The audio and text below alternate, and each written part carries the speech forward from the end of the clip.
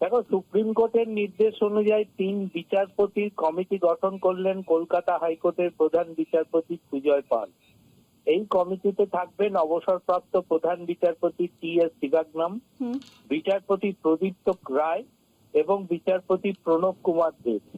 এই কমিটির কাজ হবে ট্রাইব্যুনালে যে 19টি ট্রাইব্যুনাল গঠন করা হয়েছে, এই 19টি ট্রাইব্যুনালের তদারকির নজরদারির কাজ ছাড়াও প্রথম যে কাজটি এই সুপ্রিম কোর্টের নির্দেশ অনুযায়ী এই 3 বিচারপতির কমিটি করবেন, সেটি হচ্ছে এই ট্রাইব্যুনালের একটি এসওপি তৈরি করা। অর্থাৎ কি কি পদ্ধতিতে এই ট্রাইব্যুনাল বিচার প্রক্রিয়া চালাবে, সেখানে কি কি নথি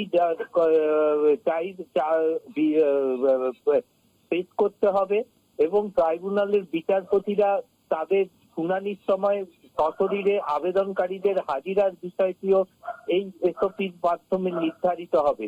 কারণ সুপ্রিম কোর্ট নির্দিষ্ট কোনো এসওপি তৈরি করে দেয়নি। সুপ্রিম কোর্টের নির্দেশিকায় পরিষ্কার উল্লেখ রয়েছে যে প্রধান বিচারপতির গঠিত 3 সদস্যের বিচারপতিদের নিয়ে কমিটি, সেই কমিটি নির্ধারণ করবে যে এই ট্রাইব্যুনাল কি পদ্ধতিতে কাজ করবে।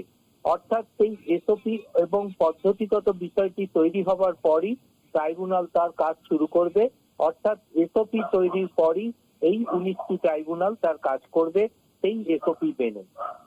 অনেক ধন্যবাদ। পীযূষ তো ফোন লাইনের সঙ্গে ছিলেন প্রতিনিধি পীযূষ কান্তিনাগ। অর্থাৎ এই এসওপি তৈরির পরেই কিন্তু ট্রাইব্যুনাল কাজ শুরু করবে এবং গতকালই আমরা দেখেছি যে এসআইআর মামলার যে শুনানি ছিল, সেই শুনানিতে স্পষ্টত সুপ্রিম কোর্ট জানিয়ে দিয়েছিল যে 3 বিচারপতিকে নিয়ে ট্রাইব্যুনাল তৈরি করতে হবে এবং অবশেষে কলকাতা হাইকোর্ট 3 বিচারপতিকে নিয়ে ট্রাইব্যুনাল তৈরি করলো। কমিটিতে রয়েছেন অবসরপ্রাপ্ত প্রধান বিচারপতি টি.এস. শিবগনাম, বিচারপতি প্রদীপ্ত রায় এবং বিচারপতি প্রণব কুমার দেব।